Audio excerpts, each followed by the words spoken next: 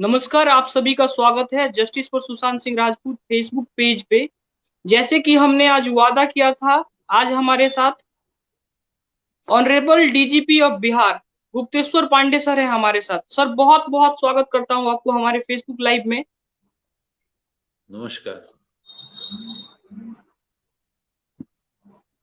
Sir Sushant Singh Rajput case में आपने बहुत बड़ा काम किया सर, जिसके कारण आज सीबीआई जांच हो रही है और हम लोग इतने आगे पहुंच गए हैं। इसके लिए आपको तहे दिल से 8 लाख लोग हमारे फेसबुक पेज पे जुड़े हैं, उन सभी की तरफ से आपको तहे दिल से धन्यवाद देना चाहता हूँ। नमस्कार जी, शुक्रिया, आप लोगों का बहुत बहुत आभार। अनुराग जी। बहुत बहुत स्वागत है सर हमारे फेसबुक पेज पर, और हमारे सारे व्यूअर्स जुड़ने लगे हैं हमारे साथ। सुशांत केस को लेकर सर बिहार पुलिस की तरफ से और पूरे बिहार की तरफ से आप हमेशा से ही आगे रहे और सुशांत के परिवार के साथ खड़े रहे और जस्टिस की बात करते रहे, जिससे सुशांत के सारे फैंस में और सारे लोगों में ये विश्वास बना रहा कि सुशांत को जस्टिस मिलेगा। सर इस केस में अब तक पिछले 3 महीने में 2 इम्पोर्टेंट कड़ी है सर। पहला इम्पोर्टेंट कड़ी ये कि फैंस शुरुआत से ही सुशांत के लिए खड़े रहे, चाहे रोड पर प्रोटेस्ट करने की बात हो या फिर सोशल मीडिया पर चीजों को ट्रेंड कराने की बात हो, हमेशा वो खड़े रहे और जस्टिस मिलने तक खड़े रहेंगे। दूसरा जो इम्पोर्टेंट कड़ी है सर, वो है बिहार पुलिस की भूमिका। जैसे ही बिहार पुलिस इस मामले में इन्वॉल्व हुई, उसने सुशांत के केस को खोलने के साथ साथ दिशा सालियान के केस को खोला सर। सबसे पहले बिहार पुलिस ने इस चीज को कनेक्ट किया कि सुशांत की मौत मींस मर्डर और दिशा के मर्डर के बीच एक कनेक्शन है। और उसके बाद आज जो अभी अब हम लोग देखें, जो चीजें आज पब्लिक डोमेन में है, बिहार पुलिस उसे 2 महीना पहले कैच कर ली थी, 2 महीना पहले उन चीजों को लिंक कर चुकी थी। और इस वजह से बिहार पुलिस की बहुत तारीफ हुई है पूरे देश और दुनिया में। तो आप इस पर क्या बोलेंगे सर? बिहार पुलिस की बहुत तारीफ हुई है पूरे देश और दुनिया में, ये आपने कहा। बिहार पुलिस की क्या दुर्गति हुई वो आपने देखा और उसको भी पूरी दुनिया ने देखा। यहाँ यस सर। 24 जून को सुशांत की मौत होती है और 21 जून आते आते मीडिया से सुशांत गायब हो जाते हैं। मुंबई के भी किसी मीडिया में देख लीजिए, चाहे इलेक्ट्रॉनिक मीडिया हो या प्रिंट मीडिया हो, यस यस सर। के मामला बिल्कुल दब जाता है और इसको कहा जाता है आत्महत्या है और लोग मान लेते हैं कि आत्महत्या है और ये चर्चा से बाहर हो जाता है। उसके बहुत दिन के बाद उसके बूढ़े बीमार लाचार पिता पटना आते हैं, पटना पुलिस के पास आते हैं। वो बहुत सारी जानकारी देते हैं कि ये सुशांत की जो मौत हुई है इसके पीछे बहुत लोग हैं, बहुत लोग उसके लिए जिम्मेदार हैं। ये सिंपल सुसाइड का मामला ही नहीं है। और वो अपनी कहानी बहुत विस्तार से बताते हैं, इसको भी मीडिया के माध्यम से आप सबों ने सुना।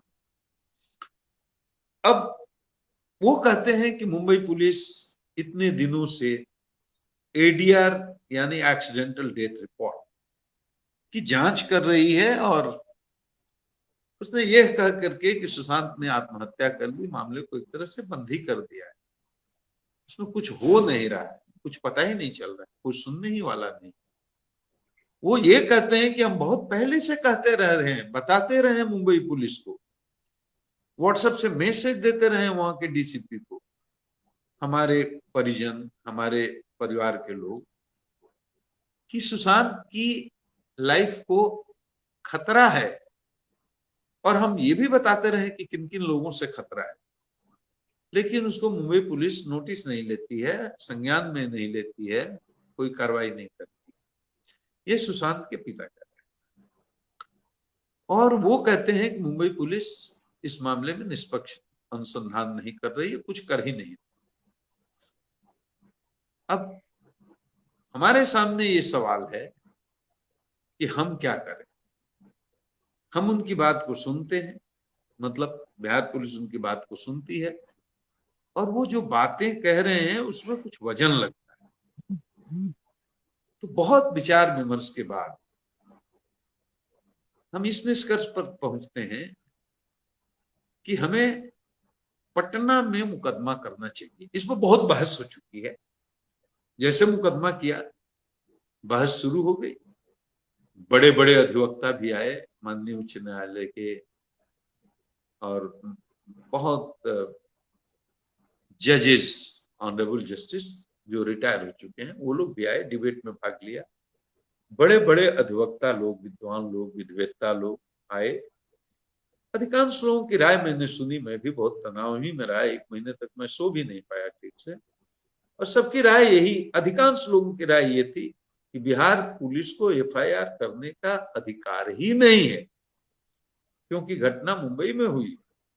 और अगर बिहार पुलिस ने एफआईआर कर भी लिया तो उसको इन्वेस्टिगेशन करने का अधिकार नहीं है मुंबई जाकर। ये मैं सुनता रहा, लेकिन ये तो तब हुआ जब हमने मुकदमा दर्ज कर। अब मुकदमा दर्ज क्यों किया? मुकदमा इसलिए दर्ज किया, जिस दिन सुशांत के मौत का समाचार आया पटना, महत्वपूर्ण व्यक्तियों में मैं पहला आदमी था जो सुशांत के पिता जी से जी मिलने गया। जी उसके बाद तो बहुत जाने वाले हुए, जाते गए, और मैंने उनके पिता की हालत देखी, उनके दुख में शरीक हुआ, वहां थोड़ी देर बैठा। वो बात करने की स्थिति में नहीं थे, पीड़ित थे, दुखी थे। कोई भी समझ सकता है इस बात को। 74 साल का बूढ़ा, बीमार, लाचार बाप, जिसका इकलौता बेटा अगर वो चला जाए दुनिया से, तो किसी भी बाप के हृदय पर क्या गुजरेगी, इस पीड़ा को कोई बाप ही समझ सकता है। तो मैं समझ सकता हूँ, मैं भी किसी का बाप। तो मैंने उस चीज को देखा, और मैं तब तक यही जानता था कि वो तो बात करने की स्थिति में थे ही नहीं। मैं भी आत्महत्या ही मान करके गया था, पूरी दुनिया भी मानती थी। तो मैंने फोन लगाया वहां के बड़े अधिकारियों को। अब एक ही बात को 50 बार मीडिया में कह चुका हूं, बार बार कहना अच्छा नहीं लगता है। संपर्क करने की कोशिश की, बात नहीं हुई तो मैंने एसएमएस डाला, अपना परिचय दिया कि मैं बिहार का डीजीपी हूं, मैं जानना चाहता हूं ये सुशांत के मामले में कैसे क्या हुआ, जरा मुझे डिटेल जानकारी चाहिए। पहले दिन, जबकि देश में कहीं भी किसी भी सुशांत के परिवार के बाहर के व्यक्ति ने इस पर सवाल नहीं उठाया। पूरी दुनिया नहीं जानती थी सुसाइड का मामला है, और मामला खत्म हो गया। मैंने बहुत कोशिश की, लेकिन मेरी बात नहीं हो पाई मुंबई पुलिस के बड़े अधिकारी। मुझे तकलीफ भी हुई। मैं परिचय देने के बाद, एक स्टेट का डीजीपी हूँ, बिहार बहुत बड़ा प्रदेश है, बहुत महत्वपूर्ण प्रदेश है, और मुझे पहली बार ऐसा अनुभव हुआ कि कोई स्टेट का डीजीपी अपने किसी कलीग से या काउंटर पार्ट से बात नहीं कर सकता, या उसका फोन नहीं लिया जाता, या उसको रिस्पॉन्ड नहीं किया जाता।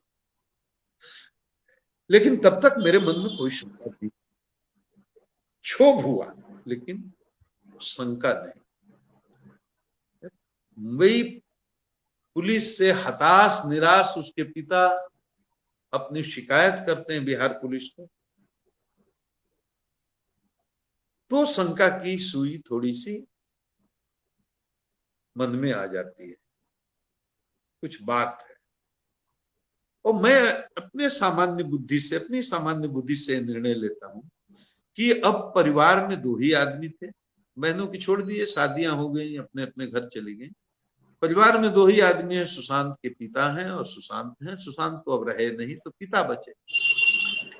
तो उसके स्वाभाविक उत्तराधिकारी उसके प्रॉपर्टी के उसके पिता है। और चूंकि इसमें मनी ट्रेल है, क्रिमिनल ब्रीच ऑफ ट्रस्ट है, और criminal miss appropriation of property है, तो हमने कहा ये मनी ट्रेल होने के कारण, चूंकि पिताजी ही उस स्वाभाविक उत्तराधिकारी हैं, वो पटना में रहते हैं, तो हमको पटना में मुकदमा करने का अधिकार है।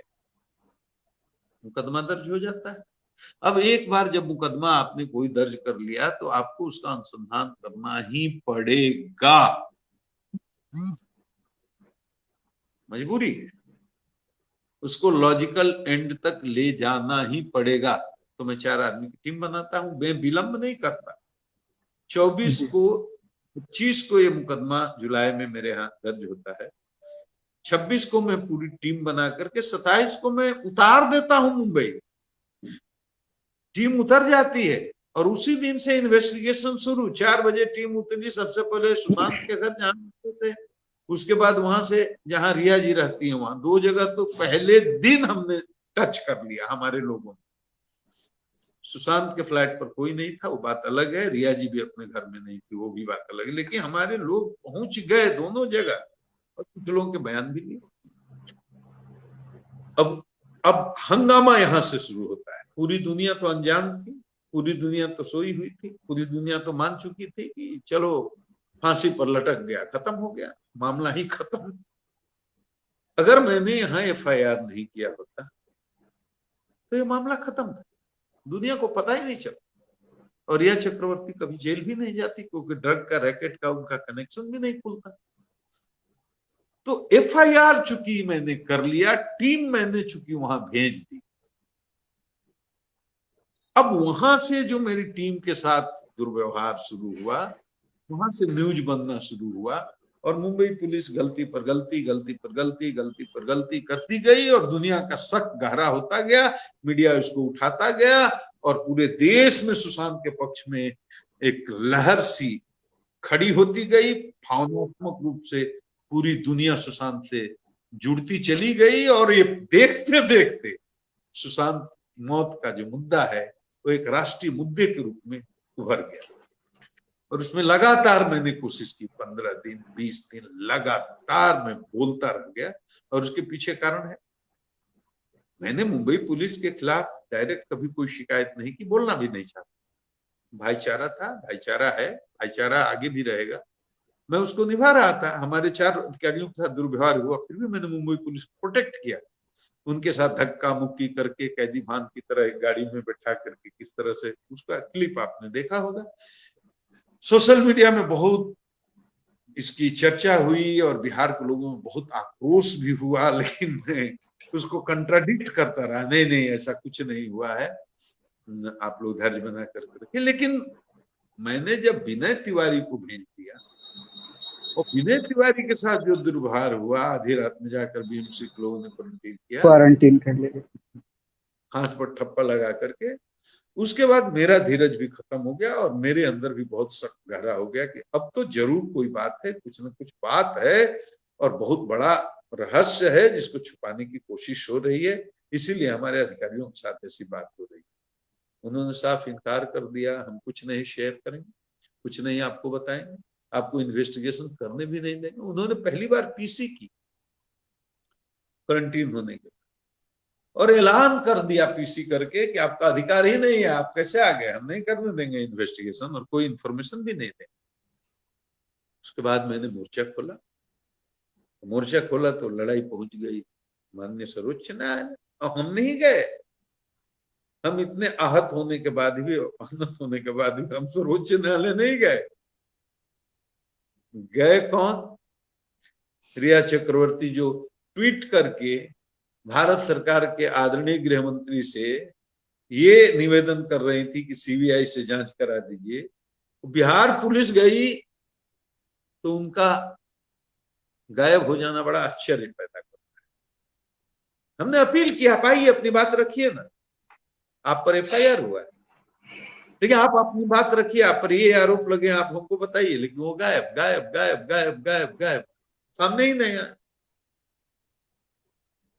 मुंबई पुलिस ने कह दिया कि अब हम आपको इन्वेस्टिगेशन करने देंगे, आपका जुरिस्डिक्शन नहीं है, हम आपको कोई सूचना देंगे नहीं। प्रेस कॉन्फ्रेंस करके कर, मेरे पास उपाय क्या था?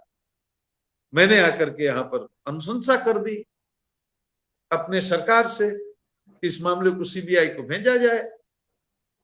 बिहार सरकार के माननीय मुख्यमंत्री जी ने देखा बिहार पुलिस को ये नहीं करने दे रहे हैं, उन्होंने भारत सरकार से अनुशंसा कर दी कि सीबीआई से इसकी जांच कराई जाए। भारत सरकार ने उसकी अनुमति दे दी, सीबीआई ने केस ग्रहण कर लिया, अनुसंधान ग्रहण कर लिया। अब रिया जी पहुंच गई सुप्रीम कोर्ट के, नहीं नहीं नहीं नहीं नहीं ये तो गड़बड़ हो गया। क्या गड़बड़ हो गया भाई? बिहार पुलिस नहीं करेगी। क्यों भाई? बिहार पुलिस पर उनको शायद विश्वास नहीं है। और सीबीआई नहीं नहीं नहीं नहीं, क्यों भाई? आप ट्वीट करके बोलती थी ना कि सीबीआई से जांच कराइए गृह मंत्री जी, सीबीआई को तो चला गया केस, अब क्या प्रॉब्लम है? नहीं, मुंबई पुलिस ही करे। अब ये क्या बात है भाई, मुंबई पुलिस पर ही इतना भरोसा क्यों है? देश को शक में शक और गहरा तक। माननीय सर्वोच्च न्यायालय का आदेश आया, सारे डिस्प्यूट सेटल्ड हो गए। माननीय सर्वोच्च न्यायालय कहा केस हुआ सही था, पटना में होना कोई गलत नहीं था।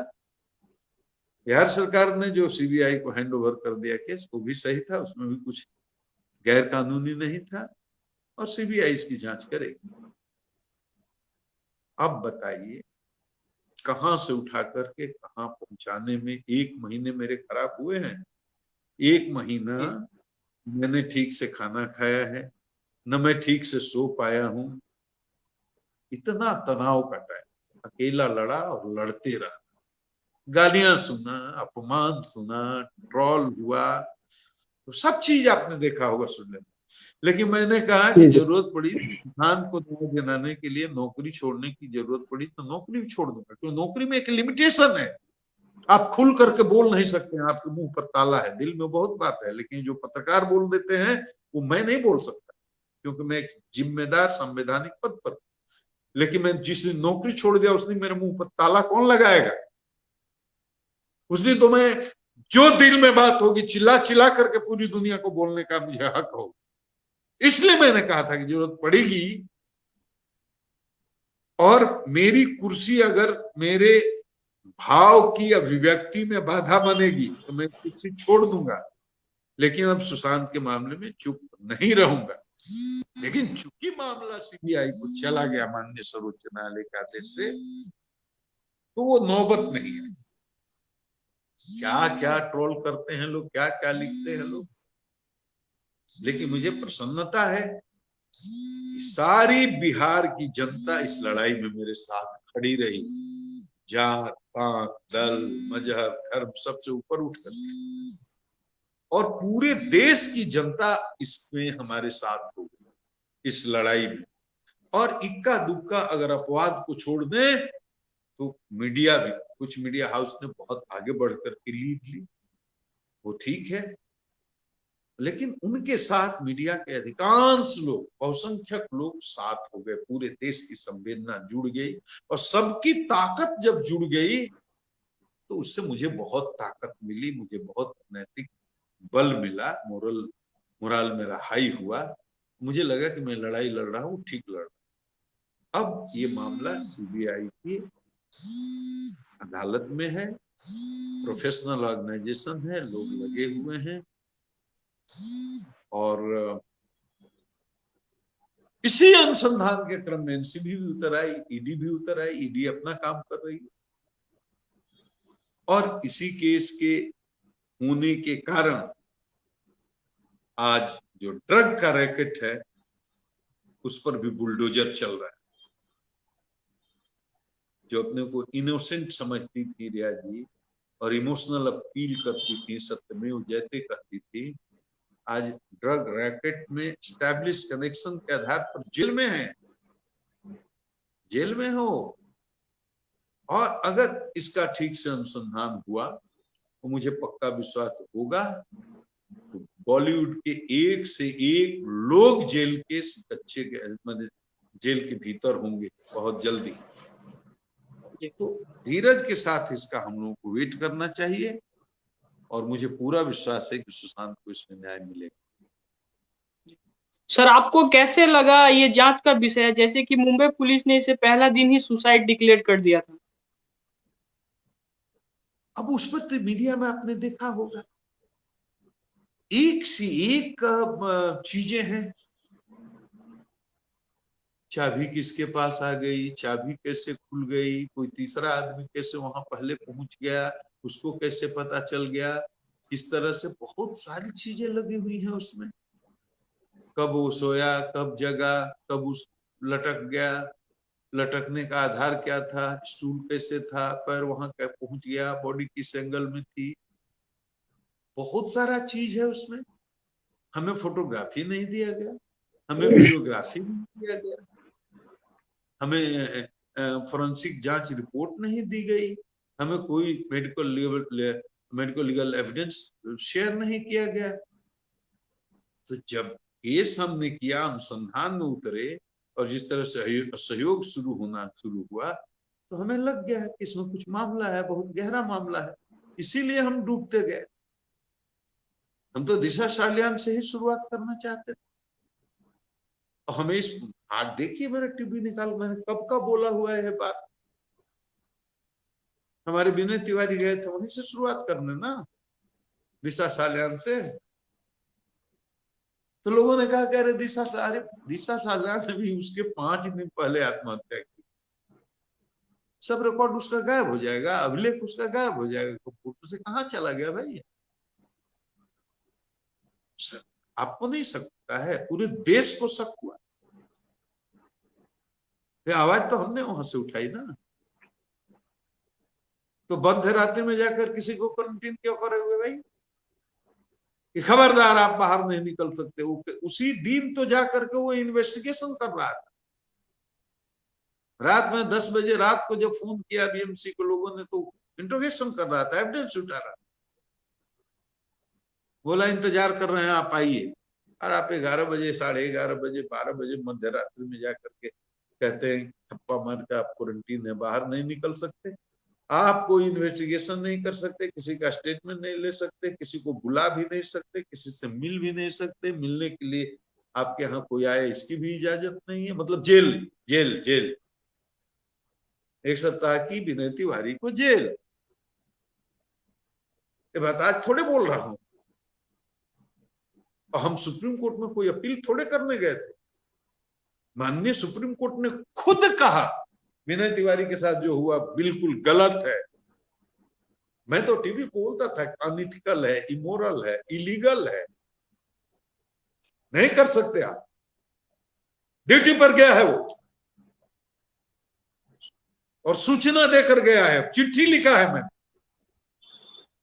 चिट्ठी लिखकर भेजा है कि इस काम से जा रहा है, अनुसंधान को लीड करने जा रहा है, आपसे कोऑर्डिनेशन करने के लिए जा रहा है, इसको गाड़ी दीजिए, रहने के लिए एडजस्टमेंट में जगह दीजिए। आप उसको रहने के लिए जगह तो दिए नहीं, अपनी व्यवस्था से कहीं रुका, तो रात में बीएमसी के लोग भेज कर क्वारंटीन करवा। तो गुस्सा नहीं आएगा क्या? बिहार को इतना कोई बेइज्जत करेगा? बिहार पुलिस को गुस्सा हमको भी आया, गुस्सा उठाया तो मैंने मीडिया में इस बात को प्रमुखता से उठाया। मुझे किसी बात का अफसोस नहीं है।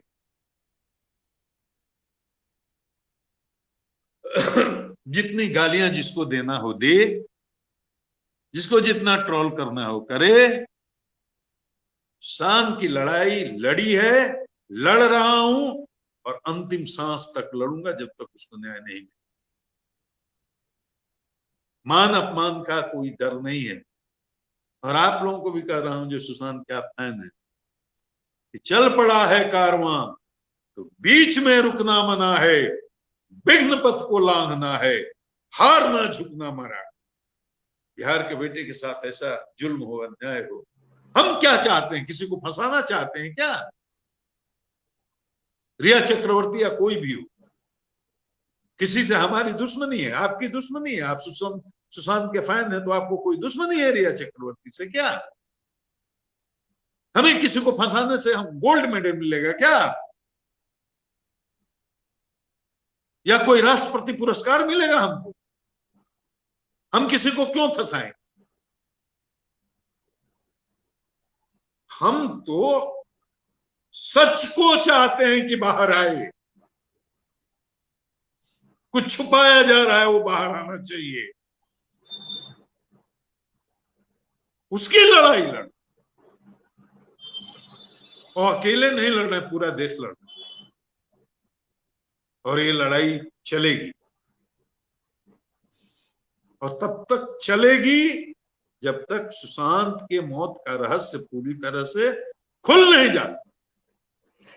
कोई बचेगा नहीं इसमें, आप देखते रहिए। गालियां दो, ट्रोल करो, कुछ भी करो, न मैं डरने वाला नहीं हूं, मैं झुकने वाला हूं। और इसमें बिहार के माननीय मुख्यमंत्री नीतीश कुमार का नैतिक समर्थन मिला बिहार पुलिस को।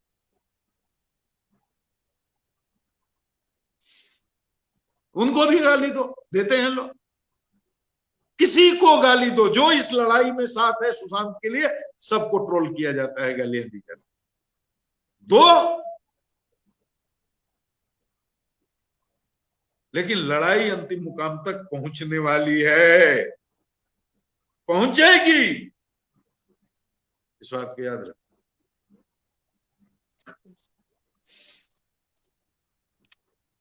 बिल्कुल सही बात है सर। पूरा देश जानना चाहता है कि सच क्या था। और सर, और न सिर्फ देश से बल्कि दुनिया के भी कई कोने से लोग जुड़े हुए हैं जो चाहते हैं कि सुशांत को न्याय मिले। लेकिन एक जो चीज है सर, मुंबई पुलिस शुरुआत से ही सवालों के घेरे में रही, चाहे क्वारंटीन करने की बात हो या फिर कोई फुटेज या फोटो या कोई भी चीज उपलब्ध नहीं कराने की बात हो। हम सबने देखा बिहार पुलिस ऑटो पर काम कर रही थी। तो इस तरीके का रवैया जो रहा महाराष्ट्र सरकार या महाराष्ट्र पुलिस का, उसके पीछे क्या वजह हो सकती है सर? ये बहुत राजनीतिक सवाल है, मेरा जवाब देना उचित नहीं है, बहुत विवाद हो जाएगा। अब देश के लोग समझते हैं, सब लोग बुद्धिजीवी हैं, मीडिया के लोग समझते हैं, आप भी समझते हैं। तो जिस सवाल का उत्तर हम जानते हैं उस सवाल को करने से कोई फायदा नहीं, चाहे कारण जो हो। लेकिन जो आचरण रहा मुंबई पुलिस का, वो बिल्कुल अनइथिकल था और अनप्रोफेशनल था, और अपनी गलती से वो फंसते गए और शक के घेरे में आ गए। बोलिए जी प्रिंस जी। सर, क्या लगता है आपको सुशांत सिंह राजपूत जी का केस कब तक सॉल्व हो जाएगा और उनके परिजनों को जस्टिस मिल पाएगी सर? देखिए, केस की प्रकृति पर निर्भर करता है। आप जानते हैं कि सुशांत की मौत के कितने लंबे समय के बाद ये केस का अनुसंधान सीबीआई ने लिया है, किस तरह से मुंबई पुलिस ने सहयोग किया है। बहुत सारे साक्ष्य नष्ट किए जा चुके होंगे या कर दिए होंगे, किए जा सकते हैं, ऐसा शक देश के लोग कर रहे हैं, सुशांत के परिजन भी कर रहे हैं, बुद्धिजीवी भी कर रहे हैं, मीडिया के लोग भी कर रहे हैं। बहुत बड़ी चुनौती है सच्चाई तक पहुंचना। समय लग सकता है, समय सीमा निर्धारित करना संभव नहीं है, लेकिन मुझे तो पक्का उम्मीद है कि न्याय मिलेगा और अंततः सीबीआई सत्य तक पहुंच ही जाएगी, इसमें कोई शक नहीं। मिलेगा, न्याय मिलेगा, मुझे पूरा भरोसा है। और इसी भरोसे पर हमने ये लड़ाई उठाई थी, खड़ी की थी, जिसमें आप सब भी बाद में जुड़ते। हमने केस नहीं किया होता, हमने मामले को उठाया नहीं होता, तो आप कहाँ होते? आपको क्या पता था सुशांत के साथ क्या? जी, आपने जब देखा, क्यों देखा, क्यों जाना? इसलिए कि हमने मुकदमा किया, हमने शुरुआत कर दी, तो आप उसके साथ जुड़ते गए, और आप जैसे लाखों करोड़ों लोग जुड़ते गए, देश की 130 करोड़ जनता जुड़ती गई, और सब लड़ाई में शामिल होते गए, हमारी ताकत बढ़ती गई। समय लग सकता है, लेकिन अब ये मामला दबने वाला नहीं, किसी का औकात में नहीं इस मामले को दबा लेगा या पचा लेगा। निश्चित रूप से न्याय, देर हो लेकिन न्याय। जी सर, कई बार हमारे हम दर्शक युवाओं को क्या करना चाहिए सर सुशांत सिंह राजपूत केस में? सर, क्या हमें चुप हो जानी चाहिए या फिर हमें आवाज उठानी चाहिए? सीबीआई जांच चल रही है सर। इस मुद्दे को मरने नहीं देना चाहिए, सीबीआई का नैतिक समर्थन करना चाहिए। हमें अपने सूत्र से जो भी आवाज बढ़ाई, जो भी जहां से भी कोई सूचना मिले उसको हम लोगों को शेयर करना चाहिए, और धीरज के साथ इंतजार भी करना चाहिए, और अपनी एकता बनाए रखनी चाहिए। ये बिहार की अस्मिता की लड़ाई है, बिहार का बेटा था, और हमें फक्र है कि इस बिहार की अस्मिता की लड़ाई में आज पूरा देश भी जुट गया है। हमें तो मराठियों भाइयों के फोन आते हैं, आपको बताऊंगा तो आपको बहुत ताज्जुब हो। SMS, mail, WhatsApp, official number पर एक मराठा भाई ने, जो टैक्सी चलाते हैं, उन्होंने SMS किया, मैं बहुत गरीब आदमी हूं, एक टैक्सी, मैं टैक्सी चलाता हूं, आपके अधिकारी यहाँ ऑटो रिक्शा पर घूम रहे हैं। मैं बिना भाड़े के ड्राइवर बन करके जब तक आपके अधिकारी हैं उनको अपनी टैक्सी देने के लिए तैयार हूं। आप इस सेवा का उपयोग कीजिए। एक मराठा भाई ने हमको फोन किया, मेरा बड़ा घर है जिसमें मैं रहता हूं, एक दूसरा घर है जो खाली है, उसमें 20 आदमी रह सकते हैं, वहां मैं सारा चीज फिट करके कंप्यूटर से लेकर लैपटॉप से लेकर मोबाइल नेटवर्क सब कुछ मैं 24 घंटे में रेडी कर दूंगा, सबके खाने पीने की भी व्यवस्था करूंगा। आप अपने आदमियों को, अपने लोगों को यहाँ रखें, यहाँ से सब काम करेंगे, एक पैसे किराया नहीं लूंगा, और उनके खाने पीने का खर्चा भी मैं करूंगा, उनके लिए गाड़ी और वाहन की सुविधा भी मैं अपने खर्चे से दूं। हम लोगों ने ये स्वीकार नहीं किया, उनको धन्यवाद कर दिया। लेकिन ये सब मराठी भाई है, वो बिहार के लोगों ने नहीं, मराठा के लोगों ने, महाराष्ट्र के लोगों ने। तो महाराष्ट्र के हमारे भाई भी इमोशनली इस केस से बहुत जुड़े हुए हैं। चंद लोगों को छोड़ दीजिए जिनके निहित स्वार्थ है, बाकी देश, भाषा, प्रांत की दीवार तोड़ करके सारे देश के लोग एक मन से सुशांत के लिए लड़ रहे हैं। तो ये ताकत बहुत बड़ी ताकत है, ये ताकत कभी हार नहीं सकती। चंद मुट्ठी भर लोगों से ये ताकत हार नहीं सकती, इनको हराया नहीं जा सकता। यही लोकतंत्र की ताकत है, जनता की ताकत ही असली लोक। इसको मुट्ठी भर लोग हरा नहीं सकते, ना हमारी आवाज को दबा सकते। इसलिए हम लड़ेंगे भी और हम इस लड़ाई को जीतेंगे, हमें इस बात का भरोसा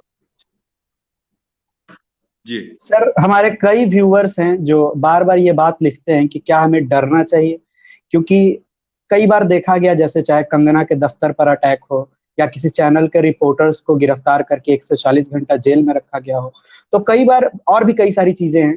तो लोग अच्छा, ऐसा कहते हैं कि इसमें आवाज को दबाया जा रहा है। हमारी बात का जवाब दो। अगर इसी तरह से भगत सिंह डर गए होते, फांसी पर नहीं झूले होते, सुखदेव झट डर गए होते, तो क्या होता? देखो सुनो, जब अच्छा काम करने चलोगे तो 2-3 स्टेज से आदमी को पार करना पड़ता है। कोई भी अच्छा काम करने चलिएगा तो पहले लोग कहेंगे आपकी आलोचना करें, पागल है, आपकी आलोचना करें। बहुत लोग तो आलोचना से ही आहत होकर के पीछे लौटा।